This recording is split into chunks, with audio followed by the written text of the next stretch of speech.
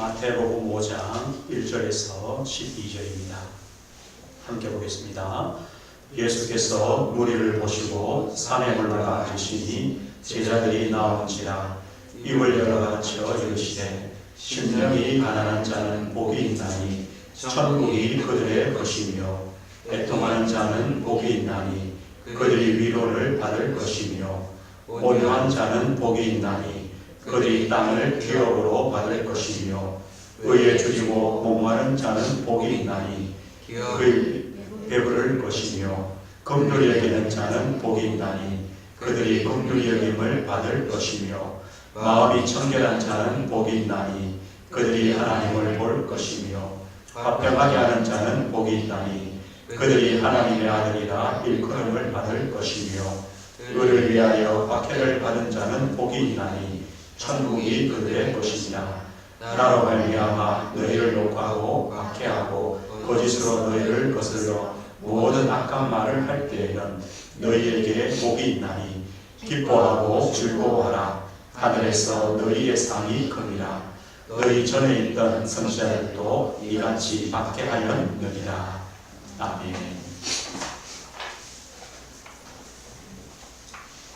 애통하는 자라는 제목으로 하나님의 말씀을 함께 나누겠습니다.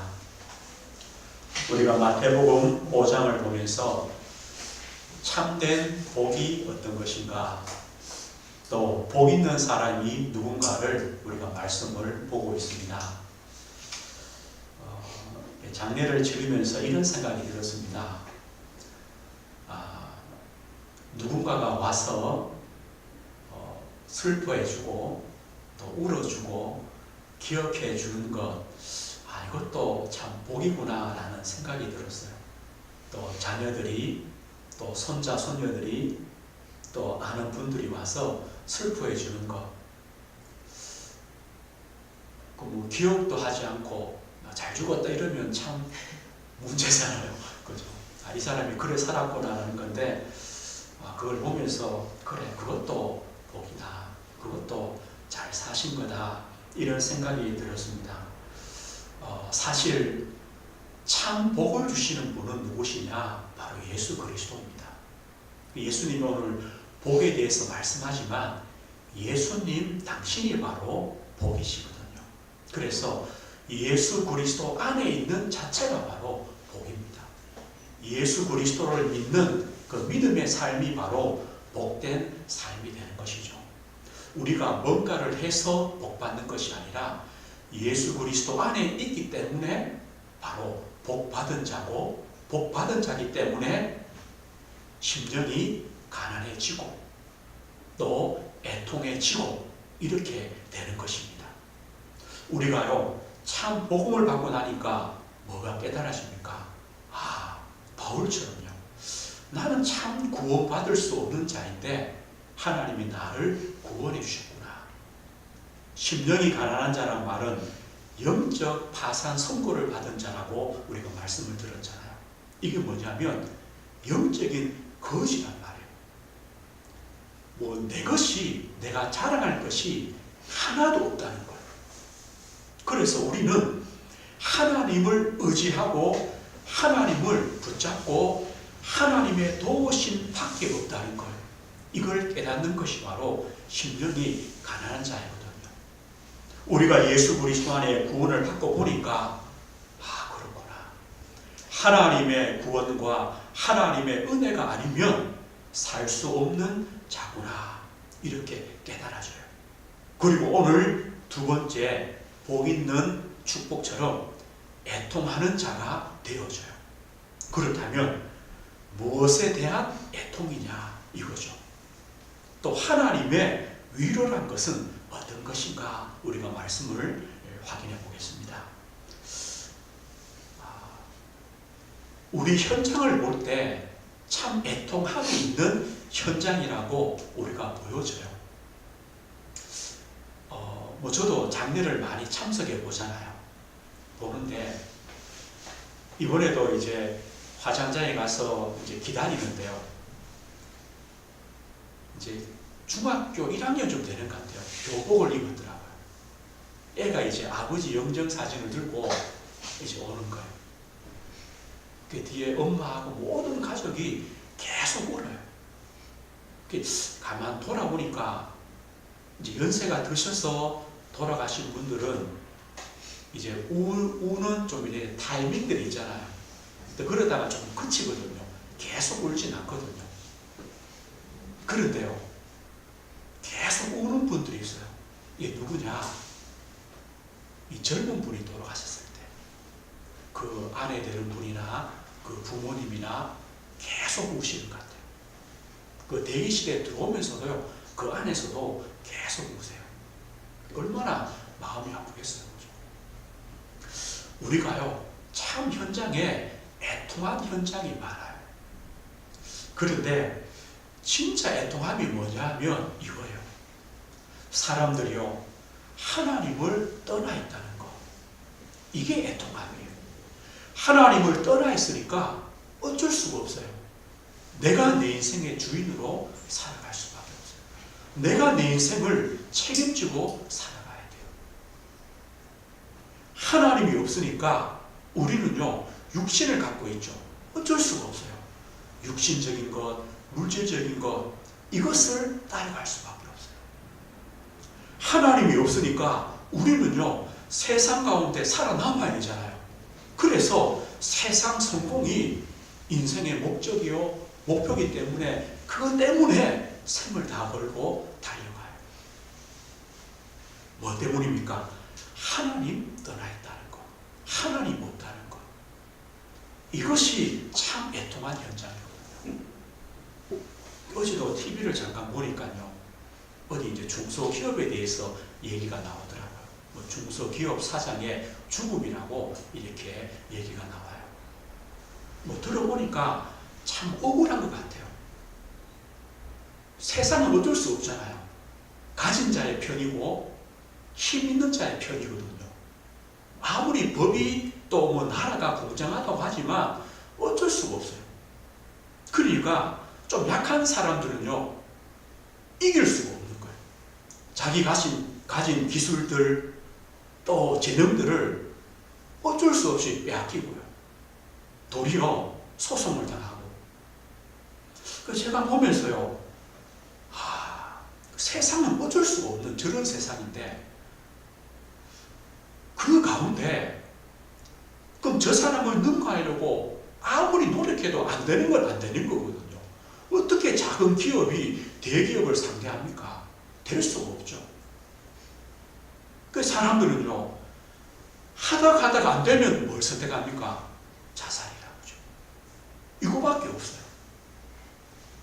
그 제 마음에요, 참 진짜 우리가 세상을 살아가는데 하나님을 믿는다는 것, 또 하나님이 우리와 함께 하신다는 것, 하나님의 도움을 받는다는 것, 하나님께서 우리의 방패가 되시고 우리를 대신해서 싸워주시고 또 우리에게 이딴 것이 아닌 하나님 나라의 천국에 참 소망이 있다는 것, 이것 없으면 어떻게 세상을 살아갈까?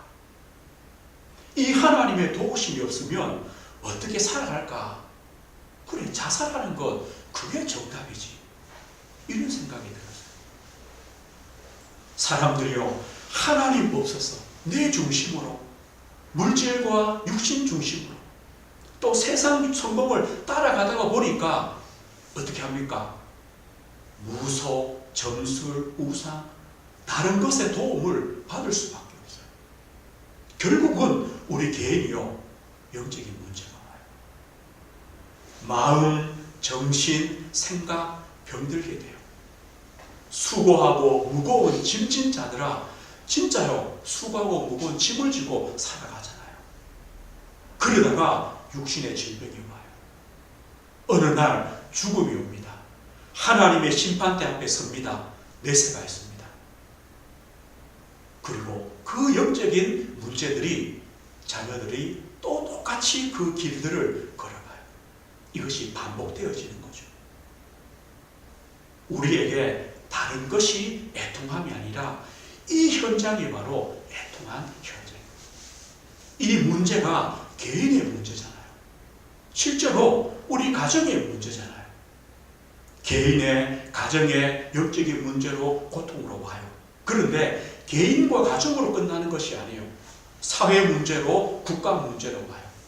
우리가 이스라엘 역사를 보면서요, 늘 고통당하잖아요. 애굽에 노예되고 전쟁이 일어나고 늘 포로되고 속국되고, 이것이 뭐냐? 하나님 떠난 인생의 모습이라. 그렇기 때문에 오늘 성경에 말합니다. 애통하는 자가 복이 있다. 이 현장을 보고 애통하는 자가 복이 있다고 말씀합니다. 그런데요, 나라가 노예되고 나라가 전쟁으로 늘 고통당하고 포로되고 속국되고, 개인은, 가정은, 후대는 영적인 문제로 고통당하는 이 현장을 보면서도 애통함이 없는 사람들이 있어요. 누구냐? 바리새인들. 누구냐? 종교 지도자들.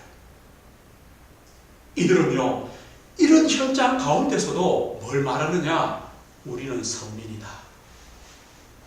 우리는 선택받은 백성이다.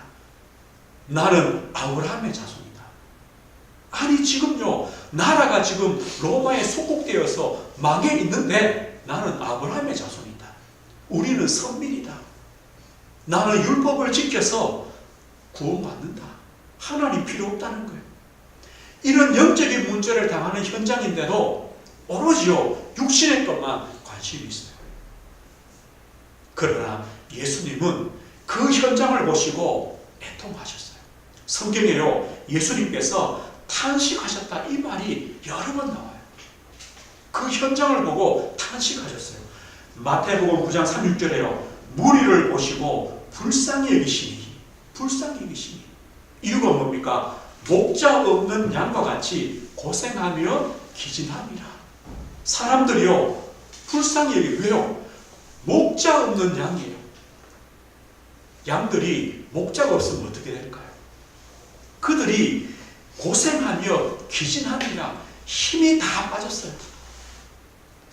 먹을 것이 없어서 배고파서요, 목말라서요, 기진해 있어요. 예수님은 그렇게 그 현장을 보셨어요. 참 인생의 목자 되시는 하나님, 참 인생의 목자 되시는 그리스도로 오신 그 주님을 믿지 않는 그 현장을 보며 주님이 탄식하시고 불쌍히 여기셨어요. 특별히요, 예수님께서 질병과 또 귀신 들리고 고통받는 그 현장을 보면서 탄식했어요. 그런데요, 사람들은요, 어디 관심 있냐? 예수님께서 회당에 들어가실 때에 손 마른 사람을 보았어요. 예수님께서 그 사람을 불쌍히 여기시고 고쳐주시는데요, 그 주위에 있는 사람들이 뭐 하느냐? 예수님께서 저 사람을 고치느냐 안 고치느냐. 지금 오늘이 안식일인데 고치면은 바로 고발하겠다는 거. 관심이 어딨냐? 저 병든 자가 예수님을 통하여 치유되느냐, 구원받느냐, 여기에는요 관심이 없어요. 예수님이요, 탄식하시는 현장이에요. 애통함이 사람들이 없어요. 주님은요, 그들을 불쌍히 계시고 그들을 고치시고 그들을 구원하시고 주님께서 그리스도가 되심을 증거해 주셨어요. 바울은요, 무엇에 대한 애통이냐? 자기 자신에 대한 애통을 했어요. 나는 참으로 구원받을 자격이 없는 자다. 나는 만삭되어 나지 못한 자 같다. 나는 죄인 중에 개수였다.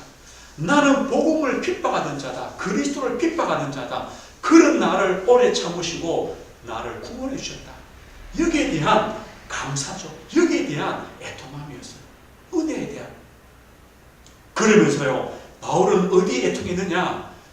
자신처럼 이 그리스도의 복음을 알지 못하고 자신의 과거처럼 지금도 여전히 이 복음을 받지 않고 복음을 믿지 않고 핍박하고 방해하는 그 동족들, 그 이스라엘 백성을 두고 바울은요 애통해했어요. 로마서 9장 1절 3절 이렇게 말씀해요. 내가 그리스도 안에서 참 말을 하고 거짓말을 아니하노라. 나에게 큰 근심이 있는 것과 마음에 그치지 않는 고통이 있는 것을 내 양심이 성령 안에서 나와 더불어 증언하노니 나의 형제 곧 골육의 친척을 위하여 내 자신이 저주를 받아 그리스도에게서 끊어질지라도 원하는 바로라. 내가 차라리 그리스도에게서 끊어질지라도 이 나의 골육 친척, 이 유대인들이 그리스도를 믿고 복음을 받기를 나는 원한다. 이게 내 마음의 큰 근심이고 끊이지 않는 고통이다라고 바울은 애통해했어요. 왜냐? 자신의 과거와 똑같거든요. 그들이 불쌍한 거예요. 여기에 대한 애통함이었어요. 왜 바리새인과 종교 지도자들이 애통함이 없습니까? 왜 예수님은 그 현장을 보며 애통해 하셨습니까? 왜 바울은 자기 동족을 보면서 왜 애통해 했습니까? 무엇에 대한 애통함입니까? 영적인 애통함입니다. 우리 인간이 하나님 떠난 이 죄 가운데 있구나. 죄의 종으로 살아갑니다. 그렇기 때문에 이 복음을 깨닫지도 못하는구나. 이 사단이라는 존재가 우리 사람들의 마음을 혼미케 하고 우리의 눈을 어둡게 만들어서 이 복음의 그 빛을 받지 못하게 하는구나. 여기에 대한 애통함입니다. 영적인 애통함이죠. 바로 죄에 대한, 이 사단의 역사에 대한 애통함입니다. 주님은요, 애통해 하셨습니다. 저들이 참 복음을 깨닫지 못할까? 왜 그리스도의 복음을 알지 못할까? 우리의 애통함도 바로 동일합니다. 현장을 보며 또 우리의 가족을 보며 또 우리의 만남을 보며요, 참 이 죄라는 것, 이 사단에 있는 존재가 이 복음의 빛을 깨닫지 못하게 하는구나. 사람들이 여전히 죄의 종으로 살아가고 있구나. 영적인 애통함입니다. 두 번째는요, 영적 무지에 대한 애통함입니다. 그리스도의 복음을 알지 못하니까 뭘 의지합니까? 내 의를 의지합니다. 내 가진 것을 의지합니다. 참 어리석죠. 이 복음의 가치를 모릅니다. 이 복음이 모든 것임을 모릅니다. 그리스도가 최고의 지식임을 알지 못합니다. 영적 무지에 대한 애통함입니다. 하나님, 사람들이 이 복음을 깨닫지 못합니다. 이 그리스도 복음이 생명이요 길이요 진리인 것을 알지 못합니다. 하나님께서 불쌍히 여기시고 긍휼히 여겨 주옵소서. 이 애통함입니다. 어떤 애통함입니까? 하나님의 뜻을 찾는, 하나님의 뜻을 찾는 애통함입니다. 하나님께서는요, 그 현장이 구원받기를 원하시고, 그 현장이 생명 얻기를 원하시고, 그 현장이 치유되며 회복되기를 원합니다. 여기에 대한 애통함입니다. 하나님, 하나님의 구원이 이 현장에, 하나님의 구원이 이 사람에게, 하나님의 구원이 우리 가정에, 하나님의 생명이, 하나님의 치유가, 하나님의 회복이 이 현장에 임하게 해주십시오. 이것이 하나님의 뜻이거든요. 여기에 대한 애통함입니다. 우리는요, 애통함의 현장을 알고 있습니다. 그렇다면 우리는 어떻게 애통하면 되느냐? 영적인 애통함입니다. 영적 무지에 대한 애통함입니다. 그러나 그곳에 하나님의 뜻과 계획이 분명히 있습니다. 하나님의 구원과 하나님의 생명과 하나님의 치유와 하나님의 회복에 은혜를 주십시오. 이 애통함이죠. 이것이 바로 우리의 기도가 되어지는 것입니다. 그런데 오늘 성경에 약속합니다. 애통하는 자는 복이 있나니, 그 다음 뭐랍니까? 그들이 위로를 받을 것이며. 하나님은요, 애통하는 자에게 위로, 어떤 위로냐? 하나님의 위로를 주시겠다고 오늘 약속합니다. 하나님의 위로입니다. 영적 무지에 하나님의 구원이 필요한 그 애통한 현장에 하나님의 위로는 어떤 것입니까? 사람의 위로, 사람의 도움입니까? 아니죠. 그것은 안 됩니다. 바로 복음이 하나님의 위로가 됩니다. 하나님은요, 복음의 역사를 주시겠다, 하나님의 구원을 주시겠다고 오늘 약속합니다. 애통하는 자에게 하나님의 위로가 임합니다. 우리는 뭐 하시면 되냐? 애통하면 됩니다. 하나님의 이 언약 가지고 애통할 때 하나님의 위로를 주시겠다, 하나님의 구원을 주시겠다 오늘 약속했습니다. 집사님 기도했죠. 흑암에 앉은 백성이 큰 빛을 보았다. 흑암에 앉은 자에게 하나님은 빛을 주시는 겁니다. 흑암에 앉은 자에게 하나님이 그들을 구원하여 그리스도의 나라로 옮기시는 것입니다. 이것이 바로 하나님의 위로입니다. 하나님의 역사 아닙니까? 예수란 이름의 뜻이 뭡니까? 자기 백성을 그들의 죄에서 구원할 자다. 그래서 예수님이 오셨습니다. 임마누엘 오셨습니다. 하나님이 우리와 함께 하십니다. 바로 예수님은 그리스도가 됩니다. 왕이요 선지자요 참 제사장이 됩니다. 하나님을 만나는 유일한 길 아닙니까? 우리를 죄와 사망의 법에서 해방하는 대속물이 되었습니다. 우리를 사단의 권세에서 건지셔서 우리를 하나님의 나라로 옮기신 참 왕이십니다. 우리에게 이 그리스도가 복음이 바로 하나님의 위로가 되어집니다. 우리는요, 애통한 그 현장에 하나님 복음의 하나님의 위로가 임하여질 것입니다. 우리는 마음 되느냐? 하나님의 언약 잡고 애통함, 그거를 가지면 됩니다. 하나님의 위로는 어떤 것입니까? 성령의 역사하심이 바로 하나님의 위로입니다. 성령의 또 다른 뜻이 뭡니까? 위로자는 뜻입니다. 성령은요, 위로자입니다. 우리를 위로하시는 하나님이십니다. 성령께서요, 역사하시면 어떻게 됩니까? 우리 안에 우리와 함께 영원히 함께 하시고 인도하시고 역사하십니다. 성령이 역사하시면요, 누구든지 변화될 수 있습니다. 성령이 역사하시면요, 어떤 환경도 바뀌어질 수 있습니다. 왜냐? 성령께서 위로자이기 때문에. 성령께서 하나님의 능력이요 하나님이시기 때문에.